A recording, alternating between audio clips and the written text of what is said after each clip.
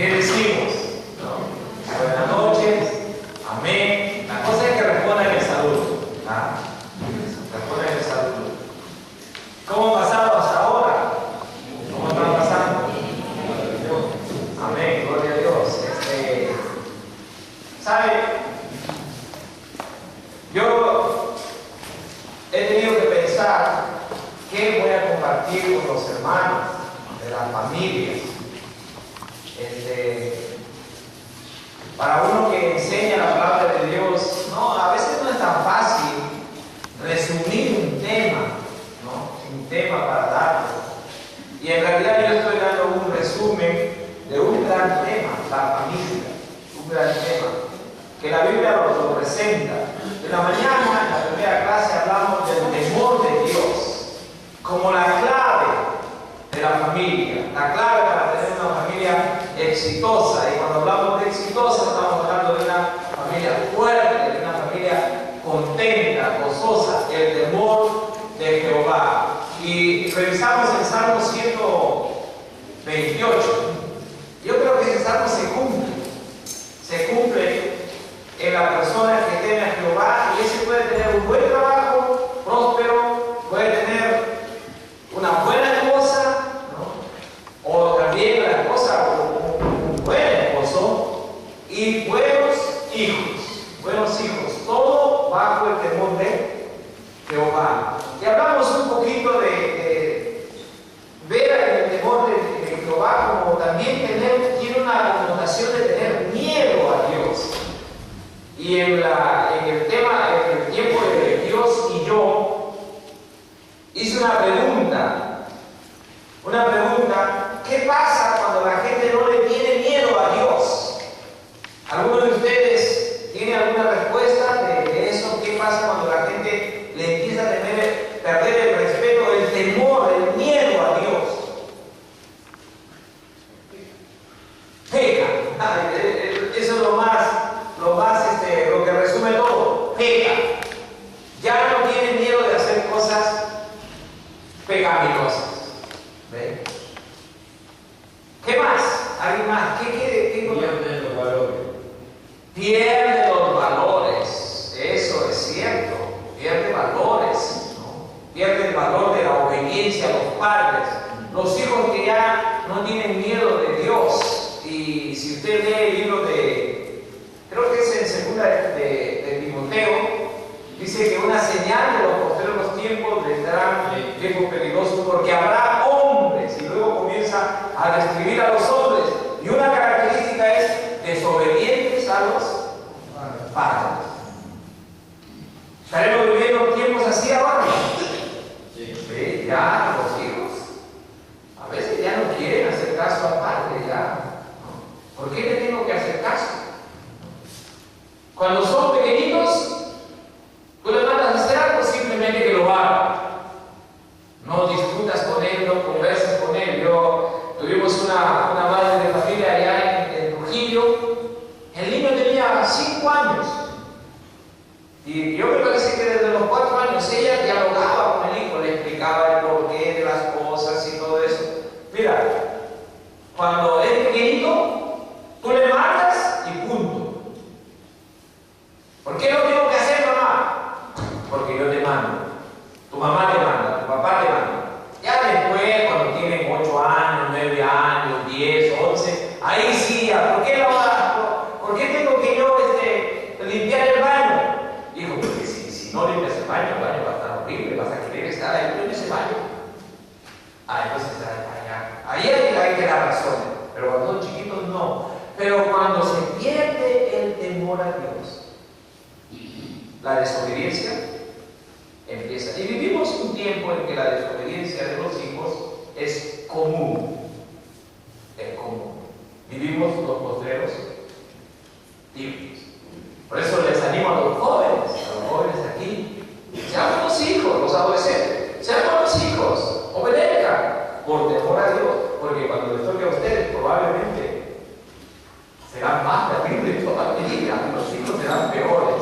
Entonces, comiencen a menguar un poco lo difícil que va a ser para ustedes, empezando ahora.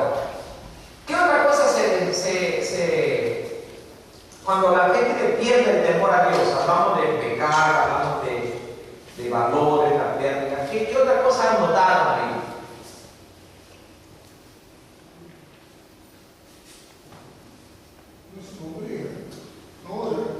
No ora, ya no pide la ayuda de Dios, ¿no? Hacen lo que quieren. Hacen lo que quieren. No, mire, dése cuenta usted nomás como padre de familia, por si acaso, como padre de familia. Cuando ustedes, los hijos, se ponen bien cariñosos, uno los abraza, hijito, y todo, y los deja, y los niños comienzan mi papá parece que está por su lado bueno, y comienza, y ¿sabe qué? Llega un momento donde comienzan a hacer lo que y usted tiene que pararse en un momento y mi papá sí se molesta. Y cambia, cuando comienzan a tener miedo al padre, ya le comienzan a respetar. ¿Ve? A veces pasa eso con Dios también, le pierden el miedo. Y a veces en la iglesia se pierde el miedo a Dios. Los cristianos le pierden el miedo a Dios, el temor a Dios. En eso fueron buenos los católicos. Y los católicos antiguos, no los modernos, ¿no? El católico antiguo, ¿cómo entraba al templo? Con una actitud así, ¿no? Un temor, una reverencia, un miedo a veces. Usted no va a encontrar un templo católico donde la gente está. ¿Cómo es eso? No, la gente ¿cómo está? Silencio. Le tienen un poco de miedo. Debemos cultivar el temor a Jehová. Y el temor a Jehová, dice la Biblia, es el principio de la sabiduría. Mira, para criar hijos, para tener una esposa contenta, para tener un esposo contento, para tener hijos que crecen bien en el Señor, necesitamos la sabiduría de Dios. Y peor por los desafíos que hay en este mundo. Hay un pasaje que yo dejé que leamos en Hebreos 10:31. ¿Qué dice ahí? Creo que es el pasaje que dice: horrenda cosa es caer en manos del Dios. Ay, hermanos, hay que temer a Dios. O también ese pasaje que dice: Dios es fuego consumidor. No bromee con Dios, no me besé. Básicamente, si usted quiere tener una buena familia, empiece por ahí. Tema a Jehová. Hoy día, en este momento, vamos a buscar otro principio. Y si usted está ahí con su Biblia o con su separata, su material, hay un segundo principio que tenemos ahí. Una familia fuerte y gozosa delante de Dios y de los hombres demanda tener a Dios como colaborador y socio permanente en el hogar. Tener a Dios como socio, como colaborador en nuestro hogar. Ese es el pensamiento que quiero compartir ahora. Vamos a ir al Salmo 127. Salmo 127 está al ladito del 128. Dios ha puesto esos dos salmos ahí por algo, ¿no? Los ha puesto juntos. ¿Por qué lo ha puesto ahí? Mire, los dos están juntos. El Salmo 127 dice: si Jehová no edificare la casa, en vano trabajan los que la edifican. Si Jehová no guardare la ciudad, en vano vela la guardia. Ahí en ese versículo te presenta así una cosa contundente. Si trabajas en tu familia, si tú tratas de criar a tus hijos, tratas de conducir a tu esposa, tratas de conducirlo sin Dios, sin su ayuda, tú vas a trabajar en vano. En vano. Eso es lo que dice el versículo. Si Jehová no edificare la casa.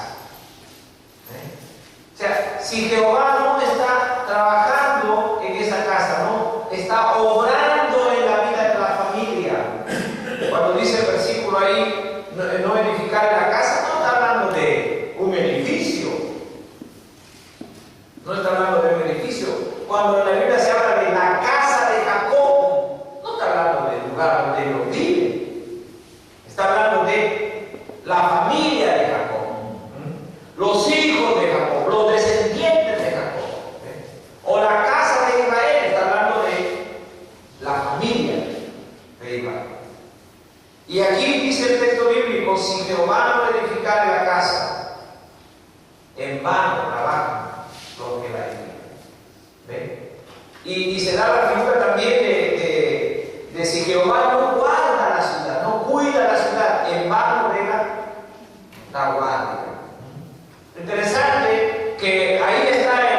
soldado, ¿no? Paseándose por la ciudad, vigilando, cuidando, ¿no? Y la figura es que sigue cuidando, pero los enemigos están que se llevan las cosas, los ladrones están que se llevan las cosas, vienen los invasores están que se apropian de la ciudad, pero él sigue cuidando la ciudad. Y la ciudad cada vez está más desguarnecida, a pesar de que tiene muchos soldados dando vueltas. ¿Por qué? Porque cuando Dios no está obrando, no está cuidando ahí, en vano vela la guardia. Si uno trabaja sin su familia, sin Dios en la familia, no va a poder. El mundo es muy difícil, hermanos, de verdad. Hay muchas tentaciones, los peligros para criar hijos hoy son más que antes. Yo no soy tan viejo, yo tengo 48 y me veo más joven. Pero los que son antes de mí dicen, antes no era así, dicen, ¿no? Antes dice que con una mirada un hijo se sentaba, el padre miraba. Oye, tú miras y el hijo dice, ¿qué tiene? Se nota enojado, pero no sé por qué aquí te estará mirando. Pero el hijo antiguo no. Entonces es más difícil. Mire, dice ahí en el versículo 2, por demás es que os levantéis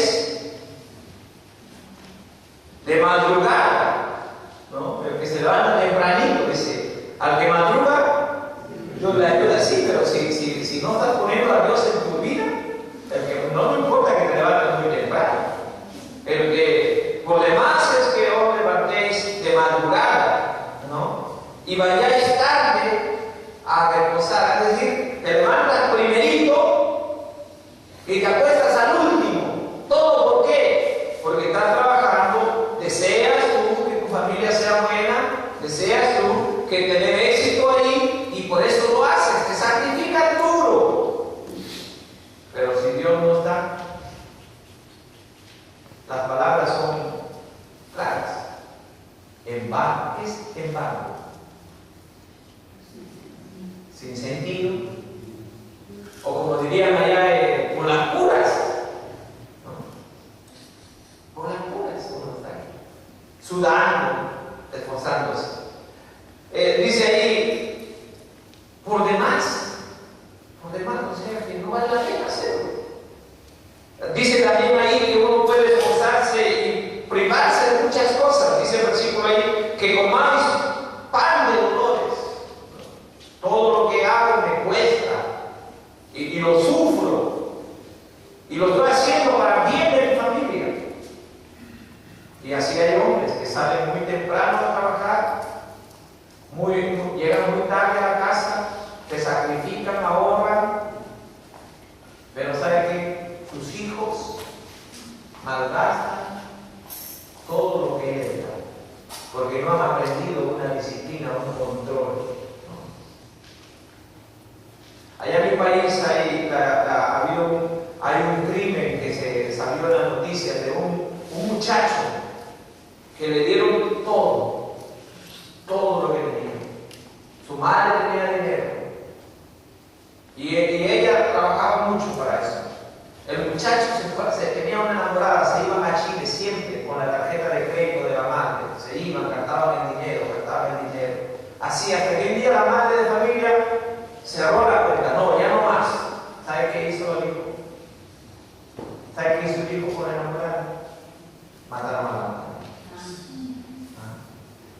¿Qué le acostumbraron a tener? Le dieron y lo mataron a la madre. Cuando trabajas mucho, pero no está Dios ahí, todo lo que hagas no tiene resultado. Pero el versículo 2 te muestra algo, un cuadro diferente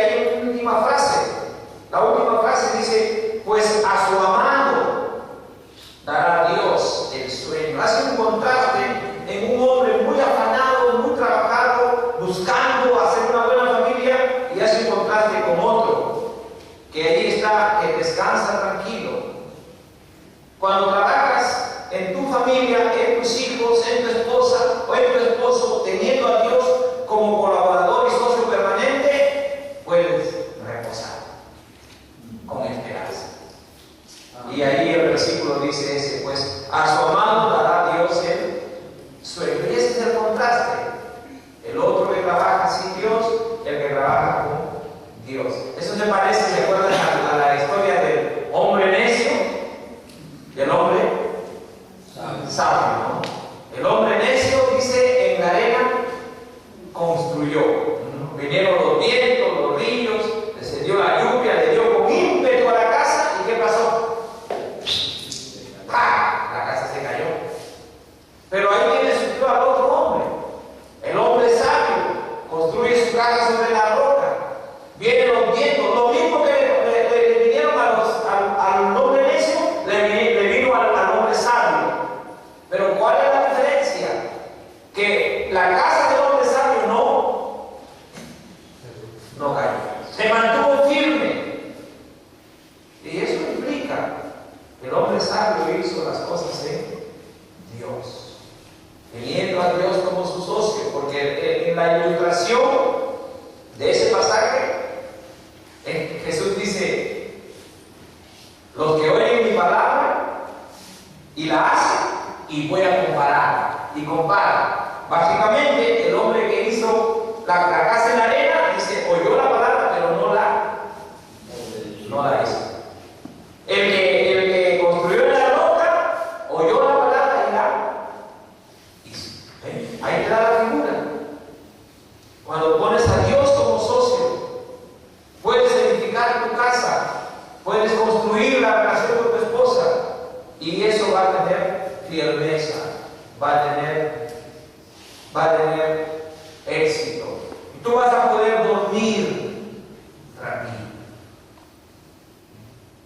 Vas a poder tener esperanza. Hermanos, la gracia de Dios nos puede ayudar a ser una familia, pero hay que tener a Dios en nuestra familia, porque eso es lo que significa el pasaje: si Jehová no edificara la casa. Porque no significa que Él lo hace todo. No, ahí lo que dice es: si Jehová no edificara la casa, es un hombre que está trabajando para edificar la casa, pero sin Dios. Pero hay otro que puede trabajar, edificar su casa, y ahí está Dios como socio, como colaborador teniendo parte. Mire el versículo 3. Dios bendice el esfuerzo y el trabajo que hace el hombre que le tiene como su colaborador y socio. El trabajo de este hombre no es en vano. Dios está en todo su esfuerzo.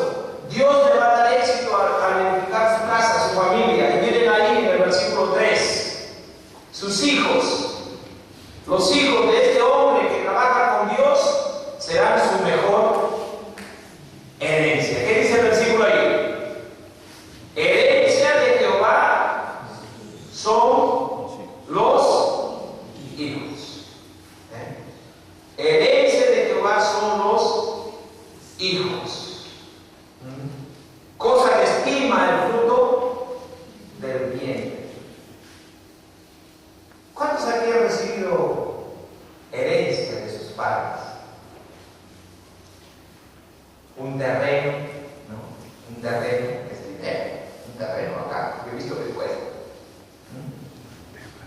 O tener así una hacienda con vacas. Hacienda. Una herencia es algo que vale, algo valioso. ¿Y cuál es la herencia del hombre que tiene a Dios como su socio? Sus hijos. Sus hijos. Hermanos, yo, en mi caso particular, no tengo, por ejemplo, un seguro, lo que se llama el seguro social, seguro médico, y yo puedo envejecer un día, como algunos de aquí ya a mayores, y los que son jóvenes van a envejecer un día. ¿Cuál es la mejor herencia que yo puedo tener? O sea, ¿qué me va a ayudar a mí cuando yo ya estoy mayorcito, ya no puedo caminar, ya no puedo predicar, ya no puedo hacer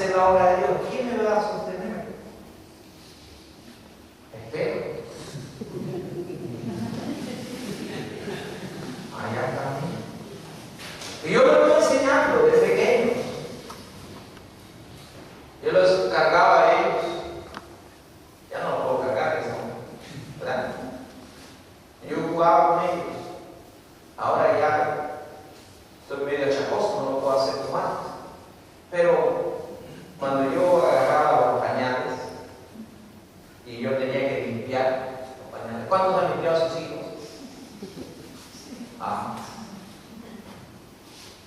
Sacaba el pañal, yo hablaba con ellos, le decía: un día yo voy a ser mayor, un día ya no voy a poder caminar, y es posible que yo no pueda hacer esto. ¿Sabe quién me tiene que hacer estas cosas a mí? Bueno, ustedes. Como yo hago, ustedes lo tienen que hacer cuando sea su tiempo.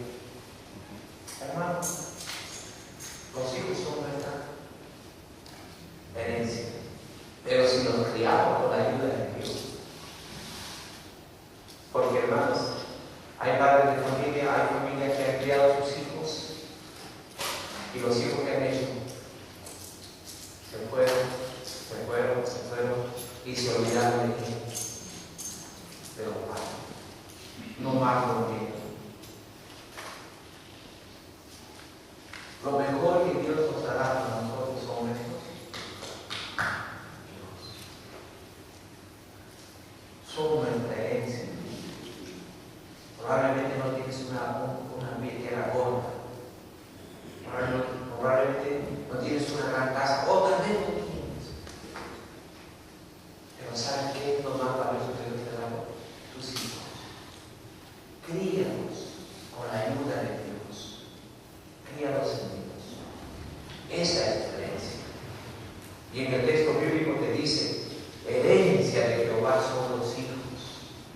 Cosa de estima el fruto del bien. Las madres de familia, cuando han tenido sus hijos, lo han tenido cargado ahí, ¿no? en el vientre, y así se va perdiendo la figura, ¿no? La figura así. Ellas tenían cuando eran solteritas, cinturita de avispa, ¿no? Mi esposa tenía cintura de avispa cuando era chiquita, cuando se casó conmigo. Ella tenía un vestido de novia, de verdad, chiquito de cintura. Así. Pero por causa de los hijos, ya no tiene cintura de avispa. Uno dijo que tiene la cintura de la barriguita de las ovejas obreras, de las ovejas o abejas obreras.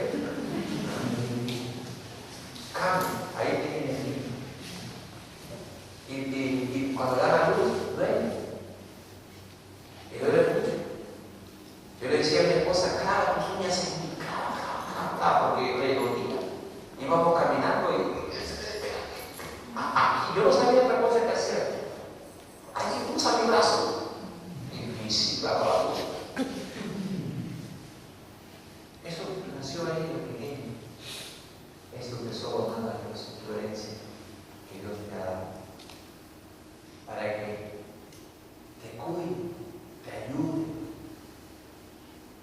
Pero si quieres que no te dé lágrimas, críalo con la ayuda de Dios. Críalo con la ayuda de Dios. Ponga a Dios como tu socio al criar. Y jóvenes que están aquí, vayan pensando en estas cosas. Porque si son seres humanos normales, cuando digo normales me refiero comunes como todos, porque hay personas especiales. Hay personas que no se casan y por ende no van a tener hijos, pero son especiales, son pocos. O también hay parejas que llegan a casarse y no tienen hijos. Ocurre eso. Ustedes que son jóvenes, que son señoritas, o los que están adolescentes, cuando piensen en el futuro y piensen en familia, y cuando piensen en tener hijos, digan: Dios, si tú me das hijos, y si tú me das esta herencia, yo voy a criarlos contigo. Contigo lo voy a criar. Para que ellos son tu herencia. Mira el versículo 4. Tus hijos serán tus mejores armas. Dice el versículo 4.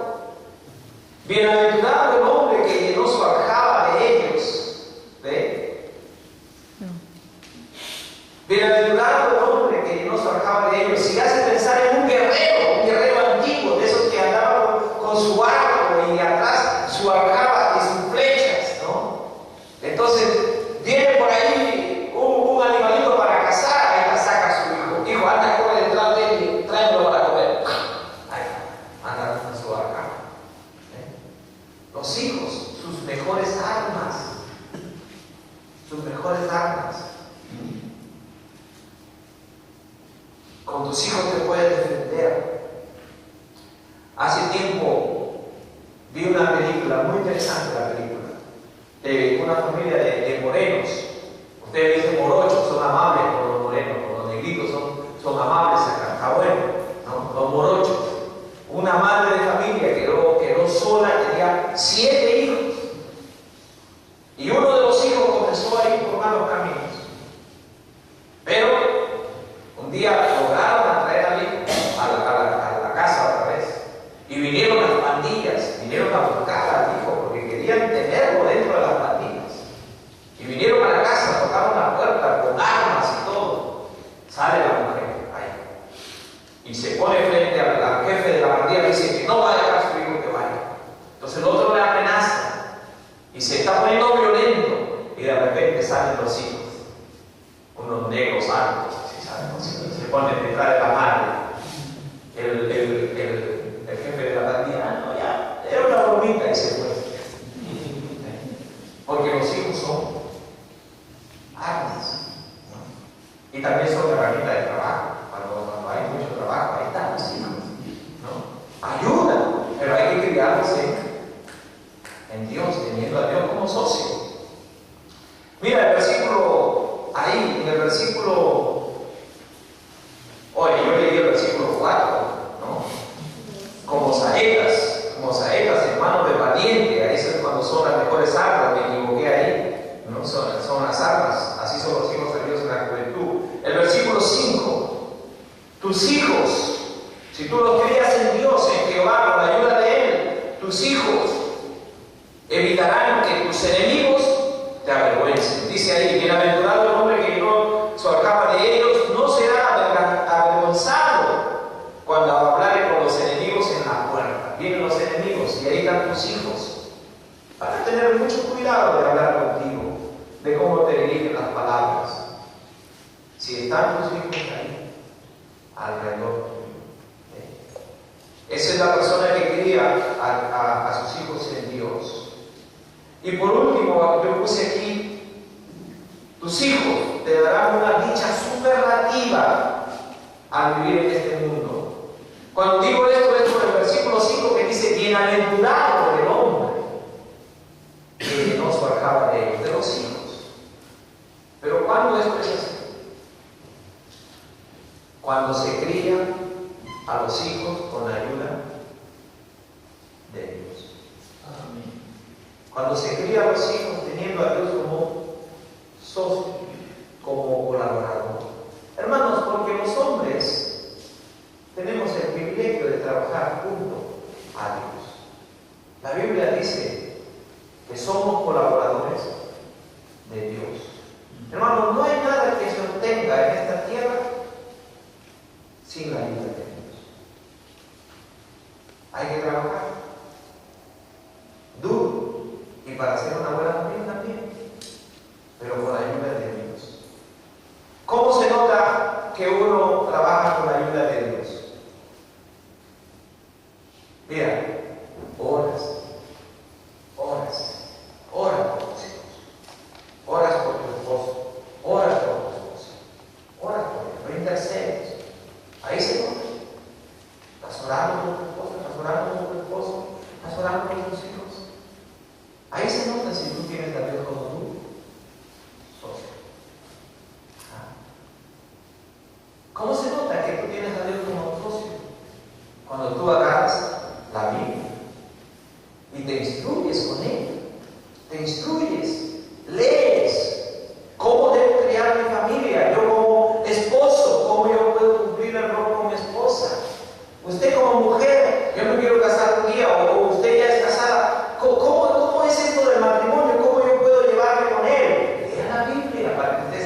su rol como mujer, su rol como hombre. ¿Cómo vas a hacer con los hijos? Lee tu Biblia. Te vas a instruir en la palabra de Dios. ¿Cómo se nota que uno tiene a Dios como socio? Cuando uno obedece la palabra de Dios. Dios me pide que haga esto, lo voy a hacer. Voy a cumplir. ¿Cómo se nota? Cuando tú tienes a Dios como tu socio, ahí a verificar tu casa, tú confías en Dios. Confías. ¿No? Por ejemplo, para ejercer disciplina con los niños. ¿No? Los psicólogos te van a decir que no hagas eso porque te vas a traumar. ¿Sabe qué ha pasado por hacer caso mucho a los psicólogos? ¿No? Bueno, es cierto que los psicólogos te dicen, si tú lo castigas al niño cuando se porta mal, lo vas a traumar. Y muchos han hecho caso, ¿sabe qué? Los niños también, pero ¿quién están traumados? Los padres están traumados. No saben qué hacer. Ahora ellos necesitan ir al psicólogo para que el psicólogo es vivo, gana más, ¿no? Vienen los padres por los hijos, ahora vienen por ellos mismos. Ya. Pero si tú confías en Dios, lo tienes a Dios como socio. Si tú tienes a Dios como tu socio en la construcción de tu hogar, tú vas a guiar a tus hijos a que sean salvos por medio de Cristo. Tú te vas a dar cuenta de que no tiene nada que ver solamente si son buenos hijos o malos hijos. Tienes que llevarlos a la conversión en Cristo para que crean en Él, y te vas a esforzar para que eso ocurra. Hermano, una familia fuerte, gozosa, es posible para una persona que pone a Dios como su socio al construir su hogar. Que Dios nos ayude. Amén. Ahí hay preguntas en sus notas y hay que darle la parte práctica de eso para que nosotros podamos criar buenos hijos. Yo he visto en buenas familias, allá en el Perú hay una familia especial, la familia de un misionero, se llama Stewart, misionero Stewart. Mira, es interesante, sus hijos, son 5, son 4 varones y una mujer, los hijos. De los 4 varones, 3 son misioneros, sirven a Dios. Su hijo que no es misionero, sirve a Dios, teniendo otro oficio. Tiene la hija que está soltera, sirve a Dios. Desde que lo conocí a ellos me di cuenta que ahí en ese hogar Dios estaba presente y estaba trabajando. Y ahora todavía se ve en sus hijos, porque sus hijos también, uno de sus hijos ahí ya tiene un niño joven que está estudiando en un seminario. ¿Cómo se puede lograr eso? Teniendo a Dios como socio. Que Dios nos ayude. Amado Dios, Señor, gracias te damos por esto. Amén. Señor, cantamos un coro que dice: sin Dios nada somos en el mundo, ni las hojas de los árboles se mueven. Señor, para la vida diaria, para la vida con la familia, si tú no obras en nuestras familias, si no obras en nuestros hijos, para que ellos te reconozcan como Salvador, para que crean en Jesús, nosotros no podemos hacer nada, Señor. Pero también todo nuestro trabajo entiende sus vidas espirituales y entiende su formación, será en vano si tú no nos ayudas. Por eso, Señor, en esta noche aquí nos encomendamos a ti y pedimos tu intervención en nuestro hogar, en nuestras vidas. Sé permanente, sé un socio permanente